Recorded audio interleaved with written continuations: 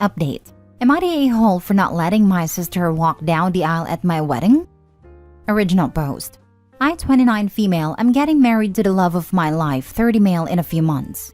We were high school lovers and childhood friends. He's truly my best friend and everything I want in life. However, we both decided to wait until we were well off to be married so we could have our once-in-a-lifetime magical moment. My sister, Stacy, 21 female, got married at 19 to someone who I like but I'm not super close with. They were together for 5 months before he proposed. Their wedding was rushed, and half our family couldn't even make it because of how soon it was planned and set up. It was small and just in a courtroom. No dress, party or anything, just a legal wedding. However, my wedding is around $19K, and we haven't even finished everything. It took us ages to set everything up and save. Stacy recently came up to me while coming over. We're close and have dinner once a week at my place, and asked if she could walk down my aisle and meet her husband so she could feel like a bride. I laughed and asked if she was serious, and she was. She claims she never got her magic moment and just wants to feel special once. But it's my wedding and my special day. She had hers. Stacy claims it will only be between us and it won't take away from me. But then I asked what she might wear, and she showed me pictures on her phone of wedding dresses. Hard no for me. She then asked again yesterday in front of my fiancé, and I think it was an attempt to pressure me. He laughed and said no, thinking it was a joke, like I did the first time. My mother and Stacy's husband say I'm being a-hole because Stacy still isn't rich, so she can't afford another wedding even if she wanted one. But neither are me and my future husband. We just planned for years. I just wanted one day for myself. But maybe I'm blowing it up because she never got the bridal experience? Now for the top comments before reading the update. Not the a-hole. There is no conceivable universe where her walking down the aisle on your wedding day at a location of your wedding, wearing a wedding dress, will be just between the two of you and not detract from your day. It's rude of her to even ask. If she wants a special moment, she's free to plan her own vow renewal event, where she wears a wedding dress and has all her family, etc.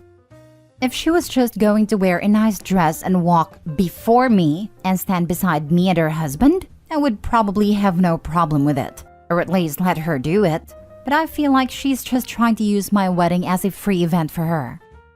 That would be nice of you, but given how much work, planning, and orchestrating a wedding is, and how much money spent, it should really be about you. Not a-hole. I see stuff like this on the sub, and I am shocked that people have the audacity to even ask stuff like this. It doesn't matter if she's her sister, and her moment wasn't what she hoped for. If you allow this, then your moment will be different than you imagine it to be too. Your sister and her husband made their choices. They could have waited, but they didn't. I asked her when she accepted his proposal if she was sure it was a good idea, since it seemed really rushed. But her response was that since my boyfriend proposed a few weeks earlier, she wanted to get hers over with and tie the knot, so that I would be able to have my wedding in the fall like I always dreamed, and hers wouldn't overlap. Have a trusted person ready with a glass of red wine to accidentally stumble into the sister if she shows up in a white dress. That would probably cause tons of problems, since the dresses she's been showing off and texting me have been $500 to $2,000, and knowing her, I would be paying if anything happened. Hold up, what? If she can afford a $1,000 wedding dress, then she can afford to do a vow renewal, either in a cheap venue or in a backyard. She is guilt-tripping you massively, and so is your mom. I'm so sorry for you.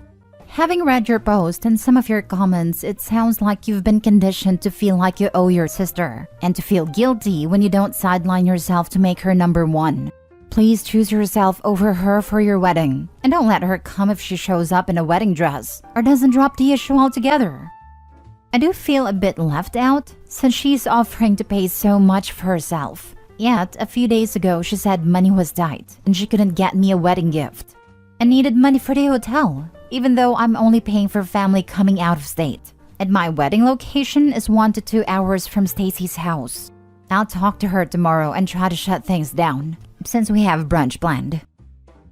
Now for the update. Hello everyone. I just wanted to post an update on the situation with my sister Stacy. The day after I made a post, me, my fiancé, Stacy, and her husband met up for brunch. I told her she needed to hear me out fully before she spoke, and thankfully she did. In short, I told her as much as I love her, I've waited years for this day, and it was mine. She had hers, and if she truly wanted, she could have used the money I gifted her to get her own wedding. Her husband tried to cut me off and say that they needed the money for rent, but she didn't let him talk. I then showed her the Reddit post, and she started crying and asked her husband and my fiancé to step out for a few minutes. They both did, and she told me that her husband and our mom had been the ones pressuring her, since she had admittedly been jealous, and told them both she wished she could have a larger scale wedding. She said she had been over the whole thing until her husband started saying it wasn't fair because he was jealous that he couldn't provide for her, and eventually complained enough she asked to walk down the aisle for him.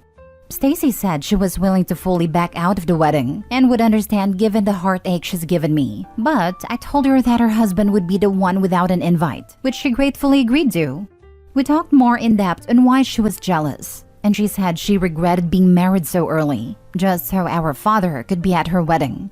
After a few more minutes and both of us crying and forgiving one another, I told her she could always tell me anything, even if it was between her and her husband. When my fiancé and her husband came back in, I told Stacy's husband he was uninvited right then and there. He seemed to understand why immediately, though he did groan about it and call me multiple times. But I blocked him again. Over the past few days, our mother has called to apologize, and me and Stacy have been talking much more openly and honestly to one another. I decided to let her wear a dark silver or pale gold dress to match my theme and walk with me down the aisle, as my father sadly can't. She told me I didn't need to, but I insisted. We ended up finding a dress we both love, and I got it as a gift for her. Thank you all for the support and kind words. This is a touching update. I hope all goes well for you, your soon-to-be husband, and your sister. Thank you. I hope so too. Sound like you made the best of this situation. Having her walk you down the aisle was a great move. I'm sorry for the loss of your father. Your brother-in-law is a piece of work. He feels jealous because he can't provide for her, but is comfortable forcing others to provide? And not even necessities, but luxuries. What an entitled a-hole. OP, stay close to her sister. She has already given you signs that she's not happy in her marriage and may need your support to get out of it. Yes, I'll be keeping him close enough to keep an eye on him, but not too close. He's not a horrible guy, just very bad with money and hot-tempered. I hoped with age he would mellow out, but I'm not sure. OP, I know you're trying to see the good in him, but your brother-in-law sounds just like my dad. My dad never mellowed out, and in fact, age just made him worse and worse. He got angrier and angrier. Please be there for your sister if the worst in him finally comes out. You're a very kind and good sister, and I'm glad you held the line on this. At the same time, your sister also pushed you to pay for a hotel room she didn't need. Was that her husband's request too? And now you've bought her a beautiful dress. She may have pulled back so as not to exit the gravy train. I hope not. But remember to keep your boundaries solid for smaller things, as well as your wedding. Have a beautiful wedding. I did speak to her about that, because while they're short on money, they didn't need a hotel room. It was again her husband. He wanted a mini vacation, on my dime sadly. I may end up cutting him fully out for my life, because I don't need someone like him anymore in it. Next story. Am I the a-hole for not wanting to talk to my mother after telling me I will not be getting a family heirloom for my wedding? My mother and father had a very toxic marriage and finally divorced 2 years ago. My father came from an ancestral wealthy family, and my mother did not. My father's mother gave my mother pieces from the family jewelry collection through the years. It was always my mom's intention to hand down these pieces for special occasions to myself and my sister.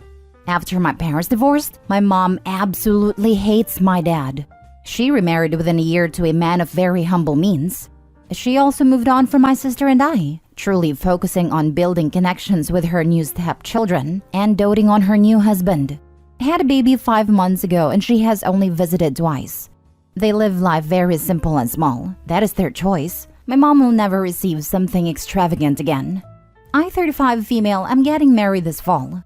My sister, 33 female, was married last year, and after much pressure put on my mom, received a coveted platinum, gold, diamond, and sapphire bracelet from my great-grandmother's collection from the early 1900s.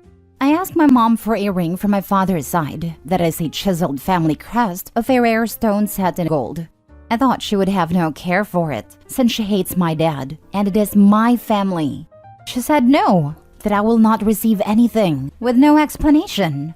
My sister and I figured that it's because our mom doesn't want to part with any of the collection because she loves fine jewelry.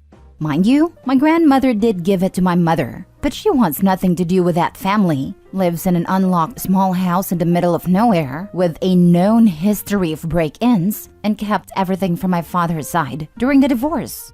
I am scared that someone will steal these pieces that have been in my family for hundreds of years, and I also don't trust her new husband's family. I'm disgusted with her. I find her selfish. Am I the a-hole for wanting to cut her out because I find her to be immature, or am I the one who is immature? Not the a-hole. While legally hers, the jewelry was almost certainly passed to your mother with the expectation it would stay in the family. She should honor that expectation. Although if you cut her out, you are virtually guaranteeing she won't will the jewelry to you either. What do you want to bet they've been selling some of the collection? That was my first thought as well. Honestly, passing them down would be getting rid of something Opie's mom didn't want anymore. Depending on how bad the marriage was, I could totally see Opie's mom selling them. I wonder if she's given them away to her stepchildren in order to win them over. Not the a-hole. The intent was clear that they would be handed down as family heirlooms. She was a caretaker of them, not the owner. That's very common with heirloom pieces. I have two from my mom, both well over 100 years old, and one will go to each of my daughters on a special occasion. Also, your mom is the a-hole for cutting off communication with her own children, just because she took up with another guy. How do we know it won't be handed down? Opie's mom is still alive. She doesn't have to hand over these pieces while she's still living. She doesn't. You're right. I think I'm just scared because my mother is so trusting. I don't trust these items in her hands right now. She's not giving it to you when she dies. She gave one to your sister but not to you. She would tell you if it was just, I'm saving it to be passed on later. I regret not doing the same for your sister, or something. Otherwise, she sounds like she plays favorites even between you two, because to just flat out tell you no sounds bizarre. Last story. Am I the a-hole for building my teenage sons a bedroom in the backyard? My wife and I have 5 children together. 9 male, 8 male, 7 male, 4 male, and 2 male. And I have 3 children with my ex-wife. 17 male, 15 male, 13 female. When I bought our current house, it had 4 bedrooms. I later renovated the basement to add another 2 bedrooms.